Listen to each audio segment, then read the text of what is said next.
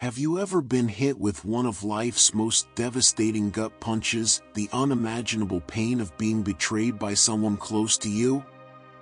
Whether it was a romantic partner, family member, or close friend, it doesn't matter, betrayal cuts deep. In those first shocking moments, it can feel like the world is crashing down. All the hurt, confusion, and anger comes crashing over you in waves. Your mind instantly spirals into obsessive questioning. Why did they do this to me? How could I have been so blind? What did I do to deserve this? Look, being betrayed by someone you loved and trusted is one of life's most challenging emotional landmines to navigate. It rocks you at your core and can leave you questioning your self-worth and ability to ever trust again.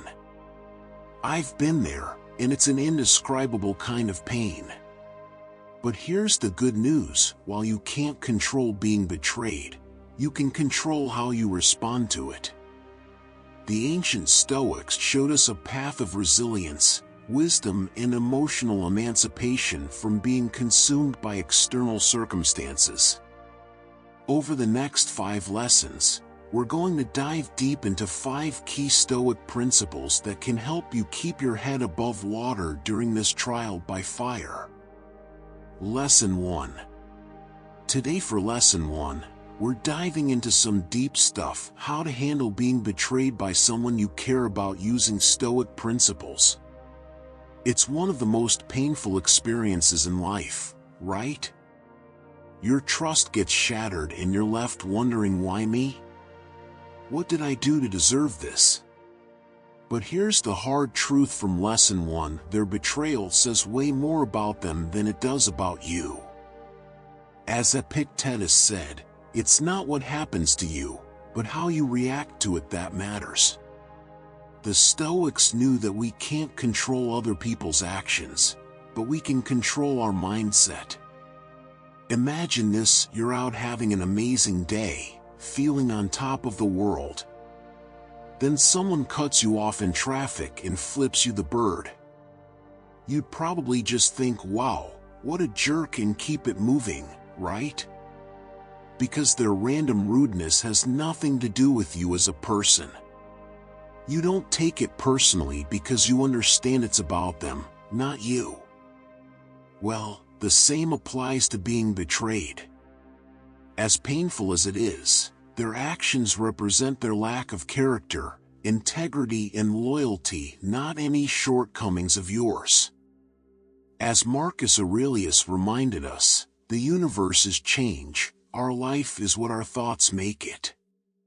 So don't waste your energy wondering what you did wrong or how you could have prevented it.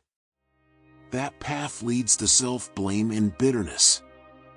Instead, have the mental toughness to look inward and ask, okay, how do I respond in a way that aligns with my values and personal growth? Because at the end of the day, where they failed the friendship or relationship by betraying your trust, the choice is yours to fail or pass the test of maintaining your sense of self-respect and emotional resilience. As Seneca said, the controlling factor is perspectival, how we evaluate and process events according to impressions, not the raw events themselves. None of this is easy, I get it. But distancing yourself from taking their hurtful choices personally is a game changer.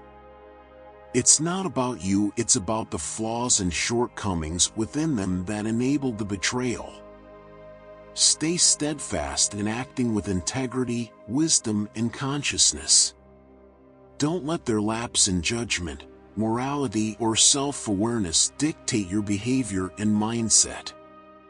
You've got this. I'm proud of you for having the strength to rise above the situation instead of descending to their level. Lesson 2. For Lesson 2, we're tackling how to process the intense emotions that come with being betrayed, without letting them consume you. I know from personal experience how easy it is to get stuck replaying those painful memories and what-if scenarios over and over in your head. It's like picking at an open wound that just won't heal. The anger, the hurt, the confusion, it can make you feel crazy, am I right? But here's what the Stoics would say: feel it fully in the moment, then have the mental fortitude to keep moving forward. As Seneca wrote, we are more often frightened than hurt, and we suffer more from imagination than reality. The reality is that the betrayal happened and those emotions are valid. Don't try to push them down or pretend it doesn't bother you. Actually feel those feelings consciously as they arise without judging them. Breathe into the discomfort. At the same time, don't get stuck in the storyline by constantly dwelling and looping on those emotions. That's just self-torture that keeps you bound to the past. As Marcus Aurelius reminded himself, you have power over your mind, not outside events. Realize this, and you will find strength. When you catch your mind spinning out into the downward betrayal spiral, practice gently bringing your attention back to the present moment. Focus just on what you're doing, seeing, hearing, smelling right now. It's a solid and sustainable place to anchor from. Because look, the betrayal already happened. It's past. And you can't change the past, but you can change how much energy you put towards reliving it over and over again. As Epictetus said, there is only one way to happiness, and that is to cease worrying about things which are beyond the power of our will. So feel it to process and heal, but don't keep dwelling in a way that robs your present peace. That's the challenging balance to strike. With practice, you can let the emotions flow through and release them once processed. Lesson 3. Lesson 3 is all about rising above the inevitable drama that comes with being betrayed by someone close to you.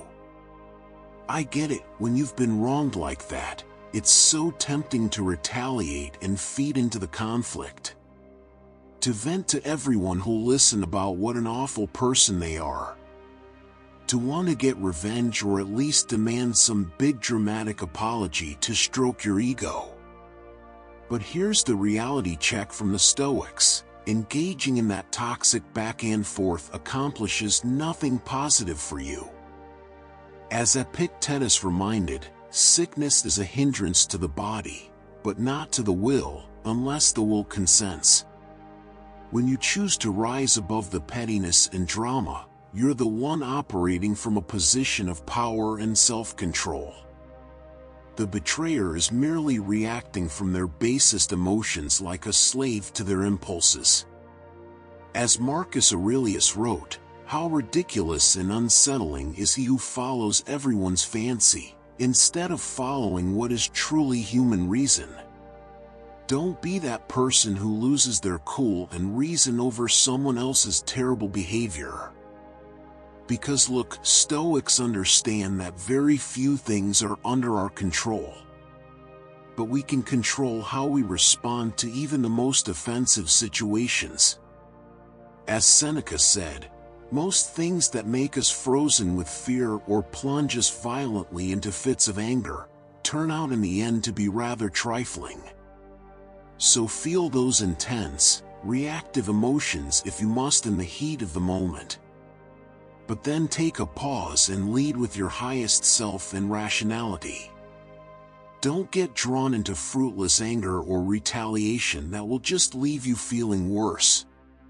The high road isn't easy, but it's the path of fearless equanimity, grace, and personal empowerment. As Epictetus reminded, it's not what happens to you, but how you react that matters. Lesson 4. For Lesson 4, we're talking about how to guard and master your reaction in the aftermath of a painful betrayal. I know that initial knee-jerk reaction all too well. You get that burning feeling of anger, sadness, and disbelief wash over you. Your mind races to make sense of it. And there's a powerful urge to lash out either towards the person who wronged you or anyone else in your path. But as the Stoics knew, the true measure of your philosophy lies in how you handle life's tests. As Epictetus put it bluntly, on the occasion of every accident that befalls you, remember to turn to yourself and inquire what power you have to make use of it. See, in that heated moment of reaction, you always have a split-second choice to let your hurt and anger run wild or to pause and choose a temperate response aligned with your highest values and reason. It's not easy when the sting of betrayal feels so fresh and visceral. But leaning into reactive outbursts or vengeance rarely makes you feel better in the long run. As Marcus Aurelius wrote, how we allow life's good things to slip away without really tasting them. The Stoic path is to feel those charged emotions completely, then radically accept the situation while guarding against being hijacked by them. To respond from your core principles rather than your impulses. As Seneca advised, we are more often frightened than hurt, and we suffer more in imagination than in reality. So often the feared future consequences loom larger than the present reality. With self-discipline and conscious breathwork, you can choose to act, not mindlessly react, in alignment with your values like compassion, forgiveness, and integrity. Because how you handle life's inevitable tests walks the talk of your philosophy. Lesson 5. For our final lesson, we're diving into the wisdom that time heals all wounds when it comes to recovering from betrayal. I know in those first agonizing days and weeks, it can feel like the pain will quite literally never end. The anger, the sadness, the questioning, it all consumes you constantly. You look back fondly at your former, unburdened self with an aching nostalgia. But here's the hard truth from the Stoics, this too shall pass. As Seneca wrote, things themselves are less cruel than time makes them seem. See, our minds can turn a single event into an all-consuming emotional cyclone that feels inescapable and permanent in the thick of it. But the nature of human experience is that all mental and physical storms eventually run their course.